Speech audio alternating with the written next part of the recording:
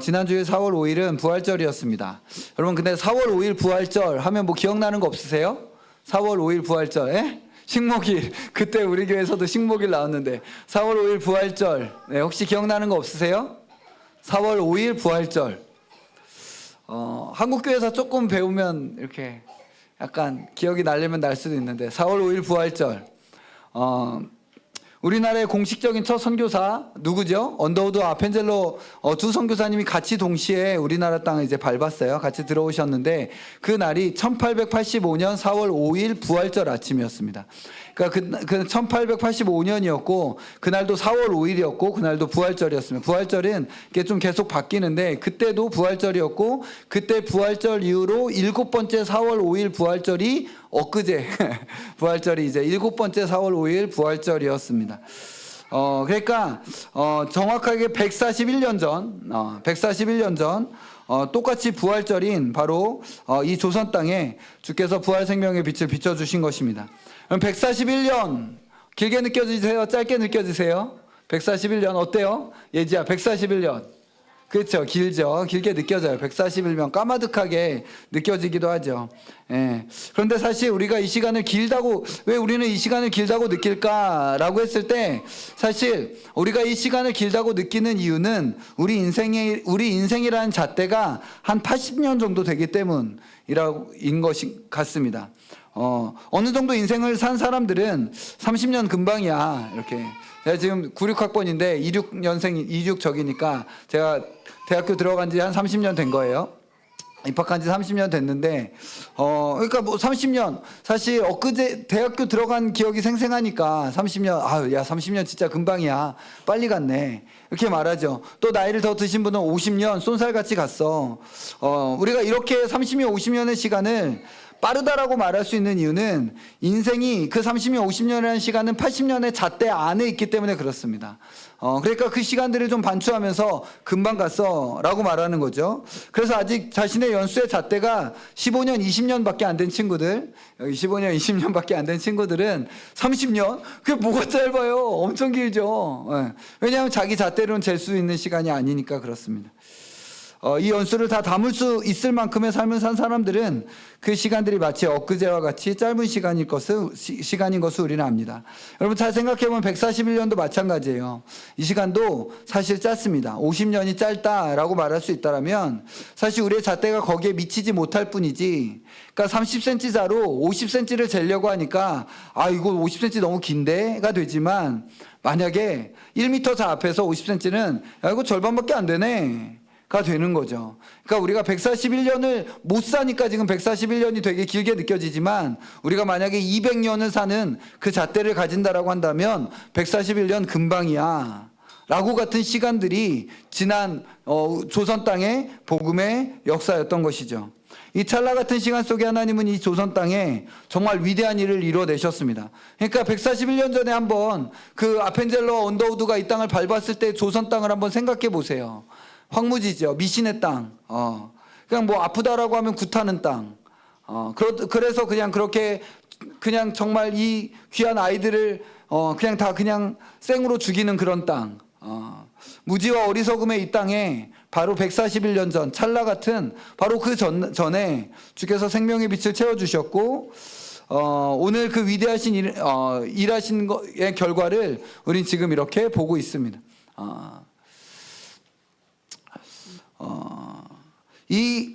주께서 이 141년 동안 무엇을 하셨는지 이것을 오늘 좀 말씀으로 그 일들의 본질을 좀 보고 이 렌즈를 통해서 2000년의 시간을 좀 조망하는 그런 시간을 좀 갖고자 합니다. 오늘 말씀의 제목은 인류 역사의 특이점 부활입니다.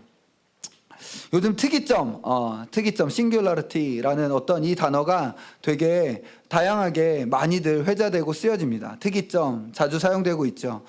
특이점이 뭘까요? 특이점 제가 한번 사전을 찾아봤는데 특이점은 기존의 규칙이나 법칙이 더 이상 적용되지 않는 지점. 여기를 특이점이라고 한다고 합니다. 다시 한 번 더 읽어드릴게요. 기존의 규칙이나 법칙이 더 이상 적용되지 않는 지점. 그래서 이것은 뭐 수학에서도 쓰여지고 뭐 블랙홀 같은 데서 쓰여지는데 요즘에는 AI와 관련해서 특이점이 왔다. 인류 역사의 특이점이 왔다. 라는 식으로 많이 일컬어지죠. 기존의 규칙이나 법칙이 더 이상 적용되지 않는 지점. 여러분 인류 역사에 이런 지점이 이미 있었습니다. 인류 역사는 자연 원리 또는 법칙에 따라 물 흐르듯 자연스럽게 그렇게 흘러왔습니다. 그냥 계속 그냥 자연 법칙에 따라서 인류 역사가 흘러가는데, 물론 그 과정에서 어떤 특이한 일들, 비상한 일들, 기적과 같은 일들이 일어나기도 했어요. 그런데 그것들은 결국은 사실 자연의 원리와 법칙에 순응하는 것을 우리가 보게 됐죠. 그런데 인류 역사 가운데 어떤 하나의 사건은 기존의 규칙이나 법칙이 더 이상 적용되지 않는 지점이 되셨고, 그것을 계속 지속 확장한 사건이 인류 역사 가운데 있었는데, 그것이 바로 인류 역사의 싱귤러리티, 바로 특이점, 예수 그리스도의 부활이라는 것입니다. 이 세상 역사 속에서 다양한 기적, 특이한 일들, 되게 비상한 일들, 또는 어떤 사람이 죽고 살아났어요 라고 하는 일들, 일컬어지는 여러 사건들이 있었지만, 즉 기존의 규칙과 법칙이 더 이상 적용되지 않는 것처럼 여겨지고 보여지는 일들이 있었지만, 그런 모든 사건들은 다시 자연의 원리에 따라 썩어져 갔고, 부활했다라고 한 사람들 다시 또 죽음 앞에 무릎을 꿇었습니다. 그런데 인류 역사에서 진정한 특이점이 2000년 전 한 돌무덤에서 발생한 거예요. 그것이 바로 예수 그리스도의 부활입니다. 책 제목 중에서 마침내 특이점이 왔다, AI와 관련해서 이제 특이점이 왔다, 2045년이 되면, 이제 19년 남았어요. 2045년이 되면 인류는 완전 특이점을 지나게 될 것이다. 거의 그 사람 이름 갑자기 생각이 안 나는데, 여튼 그 사람 책에 의하면 거의 인간이 이제 죽지 않는 상황까지 될 정도의 지점을 2045년으로 막 이야기하면서, 그때는 특이점이 올 것이다. 레이 커즈와일인 것 같아요. 마침내 특이점이 왔다. 그런데 사실 진짜 이 말은 지금 이 AI 시대가 아니라 마침내 특이점이 왔다라는 그 선언은 2000년 전 부활 사건에 훨씬 더 합당한 표현이라는 것이죠. 특이점은 기존 규칙이나 법칙이 더 이상 적용되지 않는 지점을 의미한다고 하였습니다. 그러면 인류 역사, 세상 역사에 있어서 가장 궁극적이고 최종적인 기존의 규칙과 법칙이 무엇일까요? 인류 역사를 하나로 싸잡아버리는 가장 궁극적이고 최종적인 이 세상, 이 옛세상 안에서의 규칙과 법칙이 무엇이었을까요? 그것은 바로 사망의 지배입니다. 죽음이 지배하는 세상이라는 것이죠. 결국 이 세상의 법칙은 모든 것은 죽고 썩어진다라는 것이. 이는 사실 인류 역사에서 예수 그리스도에 앞서 특이점이 되었던 사람이 있었음을 보여줍니다. 그것은 바로 누굴까요? 아담. 예, 맞습니다. 아담입니다. 로마서 5장 12절에 보면 제가 읽겠습니다. 그러므로 한 사람으로 말미암아 죄가 세상에 들어오고 죄로 말미암아 사망이 들어왔나니 이와 같이 모든 사람이 죄를 지었으므로 사망이 모든 사람에게 이르렀느니라. 아담은 기존의 규칙과 법칙을 뒤집는 특이점이 되었습니다. 이건 부정적인 특이점이죠. 생명과 기쁨과 복락의 낙원은 이에 특이점 된 것으로 인하여 죄와 사망과 비참이 되어져 버렸고, 세상 이곳저곳에서는 절규와 비명과 신음이 가득한 곳이 되어져 버렸습니다. 그저 아담의 그 이후에 바로 자식들 세대 안에서 자기 아들이 다른 아들을 죽이는 비명과 절규와 신음을 듣는 시대가 이 땅 가운데 일어나 버린 것이죠. 그로 말미암아 사망이 세상에 들어왔고, 이제 이 사망은 이 세상을 살아가는 사람들의 가장 최종적이고 궁극적인 규칙이 되어져 버렸습니다. 인생의 모든 삶과 인생의 모든 행위들은 결국 죽음이라는 사실에 종속되고 되었다라는 것이죠. 어차피 인생 죽을 건데, 우리가 무언가를 하고 결정할 때, 뭐 죽을 인생 그렇게 살아, 인생 뭐 몇 년이나 산다고, 어차피 썩어질 몸뚱아리 뭘 그렇게 해, 라는 식의 결국 죽음 앞에서 우리의 삶이 이게 짜여지고, 그 죽음의 지배 아래서, 그 죽음의 개념 안에서 우리는 거기에 예속된 채로 살아가게 되었다라는 것이죠. 죽음은 우리의 모든 선택과 우리의 삶을 만들어내는 데에 최종 권위가 되어버렸습니다. 죽음 앞에 뭐 대단해 보이는 것들, 대인이 뭐니, 뭐 어떤 대단한 가치니, 목적이니, 뭔가 대단한 어떤 뜻들, 이런 모든 것들, 어차피 죽을 것들, 그냥 살아있는 동안 이렇게 저렇게 하는 게 제일이다, 이 말 앞에 버틸 수 있는 것이 없었죠. 정말 말 그대로 사망의 지배가 온 것이었습니다. 그냥 다 그렇게 살았던 거예요. 사망의 지배와 통치 가운데. 그런데 인류 역사 속에서 한 사람이 나타나셨다는 거예요. 그는 또 하나의 특이점이 되려고 하셨다는 것이죠. 그것은 바로 죄로 타락한 그 사망의 지배 아래서 신음하고 있는 온 세상을 구원하는 특이점이 되시는 것입니다. 이를 위해 그에게 요구되는 것은 가장 순결하고 거룩한 삶을 살아가는 것이고, 그리고 가장 순결하고 거룩한 삶에 가장 역겹고 추악한 죄인들이 받아야 할 진노의 쓴잔을 들이켜 붓는 것, 하나님의 진노의 쓴잔을 그의 몸과 영혼에 들이켜 붓는 것이 이 가장 순결하고 고결한 영혼 안에 부어지는 것이 바로 요구되어지는, 특이점이 되기 위하여 요구되어지는 일이었고, 그는 이 지독한 고통과 수치를 하나도 거절하지 않으셨고 다 받아내셨다는 거예요. 그가 그렇게 죽으셨어. 이것이 십자가의 의미입니다. 십자가는 그저 우리에게 감동을 주려고 하는 것이 아니에요. 십자가는 그저 우리에게 도전을 주고, 아유 뭘 그렇게 죽으셔가지고 라고 어떤 우리 안에 마음의 책무와 의무를 주려고 하는 것이 아니라, 십자가는 오히려 우리를 자유케 하려고 하셨던 거라는 것이죠. 그는 그렇게 죽으셨는데 그 이후에 정말 특이한 일이 일어났습니다. 인류 역사에 한 번도 일어나지 않았던 일이 일어난 거예요. 그것은 인류 역사에 처음으로 사망을 이기는 생명이 나타난 겁니다. 사망을 이기는 생명을 한 번도 인류는 본 적이 없어요. 그런데 예수 그리스도의 부활 가운데서 인류 역사 가운데 처음으로 특이점이 나타났는데, 생명이 사망을 이긴다. 모든 생명이라는 것은 원래 다 사망의 종로로 타고 다 사망에 지는 것이 생명이었는데, 예수 그리스도의 부활 안에서 이 온 우주 가운데 다 위대한 장엄한 이 하나님의 영광이 드러나는데, 그게 뭐냐면 사망을 이기는 생명. 진짜 생명은 사망을 이긴다. 그 돌무덤에 차갑게 눕혀졌던 그 장사된 몸이 숨을 쉬기 시작한 것이죠. 우리가 2000년 동안 교회가 외쳤던 그 외침, 예수 다시 사셨다. 그 호흡은 이전의 호흡과 같지 않았습니다. 이 호흡은 사망을 이기는 생명의 호흡이었던 것이죠. 그렇게 그리스도는 사망을 이기셨고 인류의 특이점이 되신 것이었습니다. 예수 그리스도의 부활을 인류 역사의 특이점으로 이해하는 것의 중요한 의미 중에 매우 중요한 것은, 이것을 통해 그리스도인의 삶의 본질이 무엇인가를 볼 수 있게 해준다는 것입니다. 그리스도인의 삶은 무엇인가?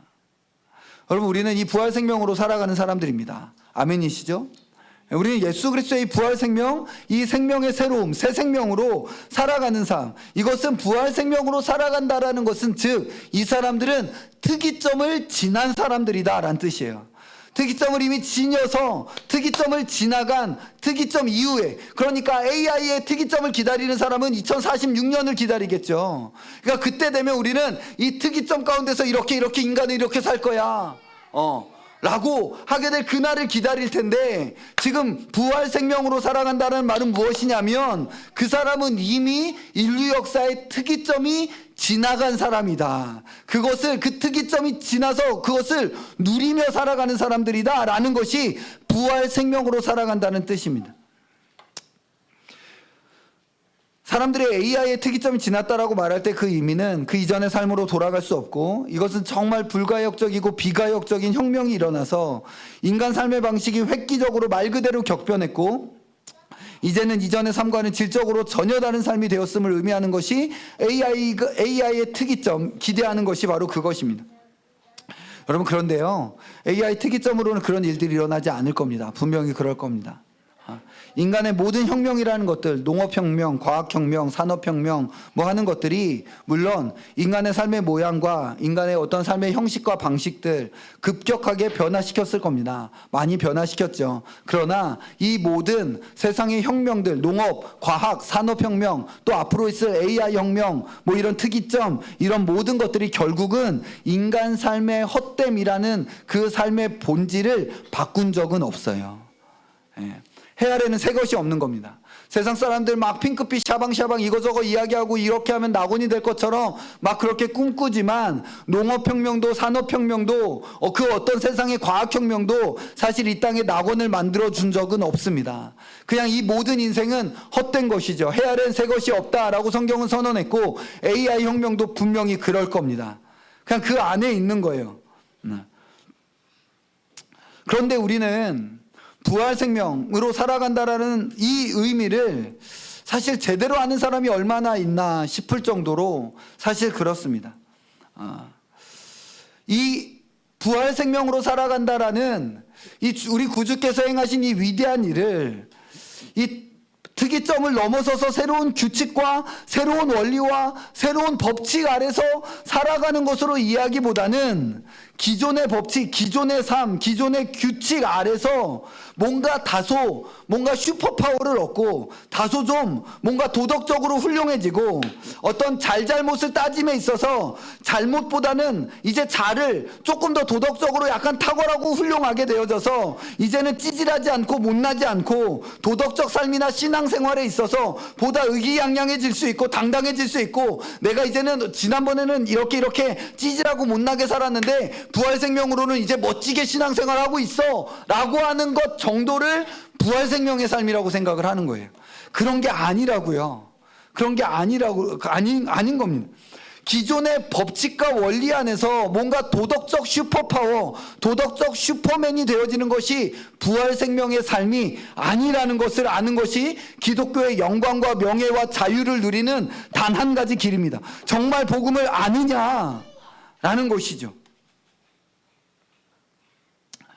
부활생명 안에서 살아가는 삶은 도덕률을 따르는 삶에서의 성공과 실패, 잘나고 못난 어떤 이런 것들을 평가하고 판단하는 그 지평을 넘어서는 것임을 우리는 알고 배워야 합니다.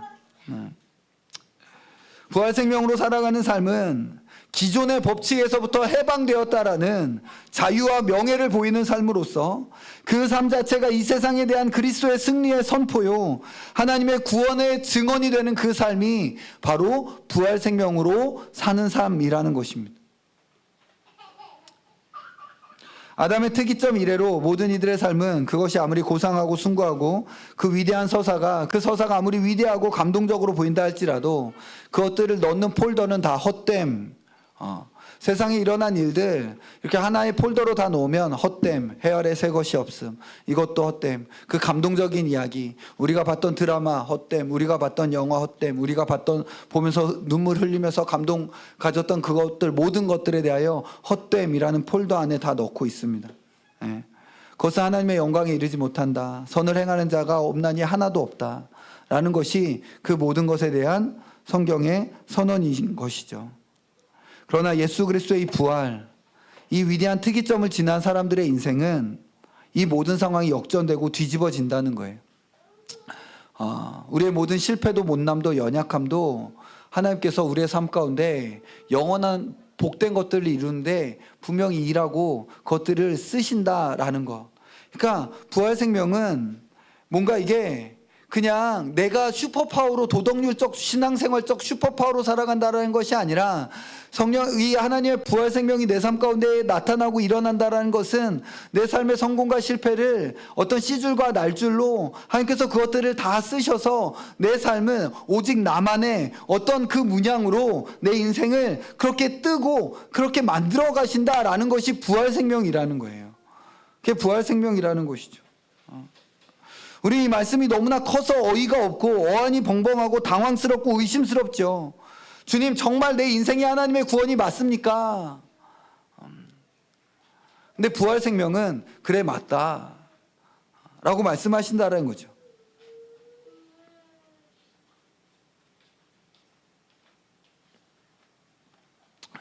이 생명을 살아가는 자의 삶은 더 이상 사망 아래서의 삶이 아닙니다. 주님은 나는 부활이요 생명이다. 나를 믿는 자는 죽어도 산다. 살아서 나를 믿는 자는 영원히 죽지 않는다. 이것은 그 사람의 삶에 더 이상 사망의 통치가 작동하지 않는다라는 뜻입니다. 나를 믿는 자는 죽어도 살고 살아서 나를 믿는 자는 영원히 죽지 않는다라는 것은 그 사람의 인생은 더 이상 사망의 지배 아래 있는 인생, 그 삶이 아니다.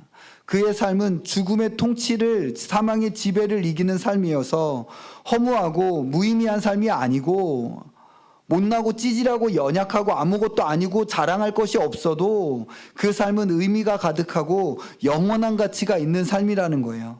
그리고 주님 물으시는 거죠. 이것을 네가 믿느냐? 나는 부활이요 생명이다. 나를 믿는 자는 죽어도 살고 살아서 나를 믿는 자는 영원히 죽지 않는데 사망의 통치를 이기는 영원히 복된 의미와 가치가 충만한 삶을 사는데 너가 이것을 믿느냐?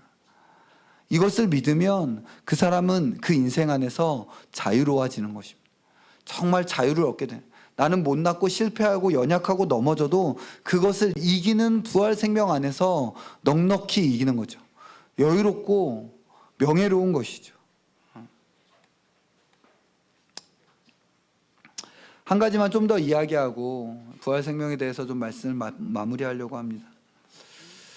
부활 생명의 삶이 어떤 삶인지 그것에 대한 누림과 영광에 대해서 좀 나누었다라면 이 생명의 사명에 관해서도 좀 잠깐 보려고 합니다. 그럼 모든 생명에는 사명이 있습니다. 아담에게도 사명이 있었죠. 생육하고 번성하라, 땅에 충만하라, 모든 생물을 다스려라 라는 것이 사명이었습니다. 그럼 부활 생명의 사명도 동일합니다. 생육하고 번성하는 것입니다. 땅에 충만하고 그리스도의 통치를 선포하는 것이죠. 아담의 생명의 생육과 번성은 결혼하여 아이를 낳는 것입니다. 그런데 부활 생명의 생육과 번성은 진리의 말씀으로 제자를 삼는 것입니다. 다시요. 아담의 생명의 생육과 번성은 결혼하여 아이를 생산하는 것입니다. 자녀를 생산하는 것이죠. 그러나 부활 생명의 생육과 번성은 진리의 말씀으로 제자를 삼는 것입니다. 너는 가서 모든 족속으로 제자를 삼아라 라는 부활하신 예수 그리스도의 이 지상 명령은 이 부활 생명의 생육과 번성에 대한 말씀인 것이죠. 그런데 한 남자와 여자가 서로를 사랑하고 부부가 되어서 한 가정을 이루고 그 사랑의 열매로서 자녀를 생산하고 자녀들을 양육하고 기르는 것은 사실 사명, 미션이라는 말로 표현하기에는 훨씬 더 신비롭고 복된 누림과 행복이 거기에 담겨져 있습니다. 네. 여보 왜 나랑 결혼해서 살아? 사명이야, 미션이야. 이렇게. 엄마 아빠 왜 저를 키우세요? 야, 미션이 주어졌다. 그냥 단순히 이걸 뭔가 미션이어서 건우를 키우는 게 아니잖아. 그죠? 단순히 이거를 물론 하나님께서 이렇게 자녀들을 생산하고 양육하도록 말씀하셨죠. 결혼을 해서 자녀들을 생산하는 것을 말씀하셨죠. 우리는 거기에 순종하며 살아가는데 그런데 이 삶을 미션이다, 그냥 사명이다 라고 하는 것은 사실 이 삶의 영광과 복됨을 다 표현하는 말은 아닌 것 같습니다. 여러분, 부활 생명의 사명도 마찬가지입니다. 이것은 억지로 해내야 하는 미션 같은 게 아니라는 거예요. 그렇게 생각하는 것은 이 영광과 자유를 모르는 것입니다. 저 밖에 있는 나이지리아에 있는 사실 나와 전혀 상관도 없고 더 나아가서 원수 같은 사람조차도 부활 생명 안에서 영원한 관점에 눈이 열려져서 그를 긍휼히 여기고 불쌍히 여기고 그래서 내 삶과 인생을 소진해서라도 그들을 살리고 싶고 이 생명을 나누고 싶은 신비요 복이요 누림이 바로 가서 모든 족속으로 제자를 삼아라 라는 부활 생명의 사명이요 미션인 것입니다. 이건 부활 생명의 복과 누림이요, 마치 우리가 같이 결혼을 하고 한 남자와 여자가 결혼을 하고 아이를 낳는 것이 그냥 미션 이상의 어떤 행복과 기쁨과 누림이듯이 이 부활 생명 안에서 모든 민족을 제자 삼는 이 일이 하나님 안에서의 참된 행복과 누림과 영광과 명예라는 것입니다. 그 측면을 우리가 알아야 되는 거예요. 이것이 바로 부활 생명의 사명이요 우리에게 맡겨진 선교 명령의 본질인 것입니다. 여러분, 생명은 생명을 낳습니다. 이거 당연한 거예요. 그래서 부활 생명은 겨자씨 같은 생명이요, 부활 생명은 누룩과 같이 이게 퍼져가고 번져가는 생명이라는 것이죠. 제가 앞서서 141년, 조선의 141년을 말씀드렸는데요. 여러분, 이것이 지난 찰나 같은 조선의 141년에 벌어진 일의 본질입니다. 이게 벌어진 일의 본질이에요. 그게 바로 부활 생명이 누룩같이 퍼져갔다라는 거죠. 여러분, 인간의 목적이 무엇입니까? 인간의 목적은 하나님을 영화롭게 하는 것과 영원토록 그분을 즐거워하는 것이죠. 인간에게 정말 객관적인 목적이 있다라면 그것은 하나님이 계시다는 것을 의미할 수밖에 없고, 그렇다면 하나님이 계시다면 인간의 삶의 목적은 하나님이 될 수밖에 없는 것입니다. 그래서 인간의 삶의 목적은 그냥 하나님인 거예요. 이건 뭐 어쩔 수 없는 거예요. 당연한 거예요. 인간에게 목적이다라는 말이 같이 붙는다라면 결론은 하나님인 겁니다. 인간의 목적은 하나님이다. 여러분, 역사도 마찬가지예요. 역사의 목적이 있다라면 그것은 바로 구속사여야 되는 것입니다. 인류 역사의 목적이 있다라면 그 목적이라는 말이 가능하다라면 인류 역사의 의미란 무엇인가? 역사란 무엇인가? 세상 사람들, 이런저런 사람들 막 아무리 무슨 책을 써도 사실 하나도 의미가 없습니다. 마치 하나님을 빼버리고 여러 종교 창시자들이 인간의 목적은 무엇인가? 라고 말하는 것처럼 의미가 없는 것이죠. 인간의 목적은 종교적이고 하나님 앞에서만 그 말이 의미가 가능한 것처럼 인류 역사의 의미도 오직 구속사여야만 그 목적, 의미, 가치라는 말이 합당한 결론이 되는 거예요. 지난 부활절로 141년 전에 부활절로부터 시작해서 지금 오늘 엊그제 부활절 오늘에 이르기까지 이 땅에서, 이 조선 땅에서 일어난 일들, 세계 민주주의가 일어났고 뭐가 일어났고 북한과 남한이 전쟁을 했고 뭐 여러 가지의 것들이 많이 일어났지만 그 모든 것들은 잠시 있다가 사라질 이 땅에 속한 일들이지만 단 하나, 그 구속사 부활 생명이 계속적으로 그렇게 누룩처럼 번져나간 이 일은 영원한 가치의 일이라는 것이죠. 그게 141년 일어난 일의 가장 핵심적이고 본질적인 일이라는 것입니다. 그리고 우리는 이 렌즈를 가지고 또 2000년을 봐야 됩니다. 여러분, 2000년의 역사, 우리 주 예수 그리스도 돌무덤에서 부활하시고 나서 오늘에 이르기까지 이 땅 가운데 일어나고 있는 유일한 본질적인 일은 다른 것이 아니라 부활 생명의 능력이 퍼져가고 있는 거예요. 번져가고 있는 거예요. 그것만이 의미예요. 그것만이 가치인 것이죠. 생명이 생명을 낳는 것. 부활 생명의 생육과 번성. 이것이 2000년 시간의 내용인 것입니다. 지난 2000년 시간의 내용은 부활 생명의 번성인 거예요. 생육과 번성이었던 것이죠.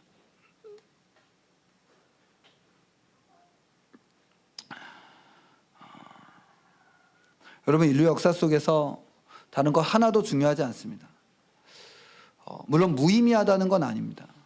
그것들이 어떤 방식으로든 의미 있게 작용하게 될 것이기 때문에 그렇습니다. 그러나 정말 본질적으로 중요한 것은 부활 생명의 확장이라는 것, 생명이 생명을 낳는 것입니다. 여러분, 141년도 짧고 사실 2000년 역사도 찰나입니다. 세상 왕들 다 나고 죽었고 세상 나라들의 흥망성쇠는 지겨울 정도로 반복되는 일들일 뿐입니다. 역사를 보면 이 나라 일어났다 흥망성쇠하고 이 나라 일어났다 흥망성쇠하고 그냥 지루할 정도로 반복되어지는 것이 세상 역사의 일들인 것이죠. 그런 시간들과 사건들 속에서 정말 중요한 것은 영원한 복된 생명이 태어나는 것이고 허무와 무의미의 잿더미 속에서 자유와 영광의 노래가 울려 퍼지는 것, 이것이 인류 역사의 진정한 본질이고 이 특이점이 2000년 전 돌무덤에서 시작된 것입니다. 여러분, 우리는 이것을 믿는 사람들입니다. 이제 말씀을 마무리하겠습니다.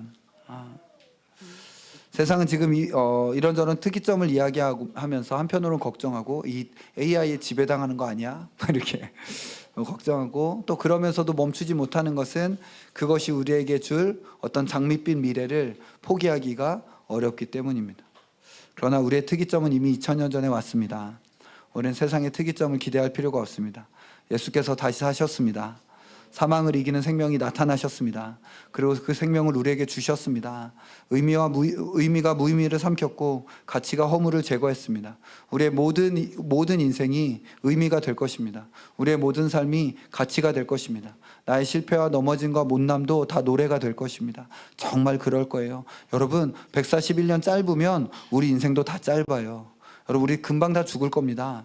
금방 다 보좌 앞에서 만나게 될 겁니다. 보좌 앞에서 그날에 주께서 특이점이 되신 우리 주 예수 그리스도의 부활 생명이 만물을 새롭게 하시는 그날, 우리가 다 같이 보좌 앞에서 영원한 가운데서 이 찰나 같은 시간에 대해서 정말 짧았다, 찰나였다, 물론 그 시간이 힘들었다, 어려웠다, 쉽지 않았다라고 말할 수 있을 겁니다. 그러나 부활 생명이 이 모든 것들을 이겨내셨다. 구원하심이 보좌에 앉으신 우리 하나님과 어린 양께 있다라고 외치게 될 그날이 정말 금방 올 겁니다.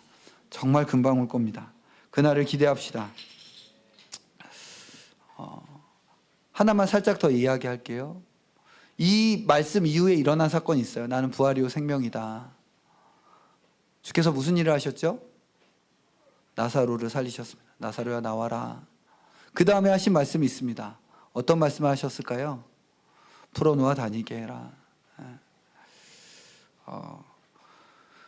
새로운 생명을 얻었다라면 우리에게 해야 될 일, 숙제, 서로가 서로에게 해주어야 될 일이 있는데, 그 사망의 지배에 익숙했던 삶의 그 사망의 흔적들의 붕대들을 풀어서 자유롭게 다닐 수 있게 됩니다. 우리는 계속 사망의 붕대를 도무지 풀지 않은 채로 마치 우리의 삶이 여전히 사망의 지배 아래에 있는 양, 나의 성공만이 성공이고 나의 실패는 실패가 되는 양, 부활 생명이 그냥 내 안에 도덕적인 어떤 일들의 슈퍼파워 그 이상의 어떤 본질이 아닌 양, 우리는 계속 사망의 지배 아래에 있는 양 생각하고 말하고 행동하기를, 사실 이 습관을 도무지 바꾸려고 하지 않습니다. 주님은 이 부활 생명으로 살아난 하나님의 사람들, 그에게 말씀하고 계시는 이 사망의 붕대를 풀어라. 사망의 지배 아래에 있었던 옛적인 삶들을 끊어내라. 그 이전의 어떤 삶의 욕심들, 이 세상 옛 세상에 대한 어떤 욕망들, 이생의 자랑들, 육체의 정욕과 안목의 정욕들, 그것들은 부활 생명에 어울리지 않는다. 그 사망의 붕대들을 다 풀어놓아 자유롭게 하나님의 자녀의 영광을 드러내게 해라 라고 말씀해 주시는 것이죠. 이것만이 부활절을 기념하는 유일한 삶의 방식인 줄 믿습니다. 아멘.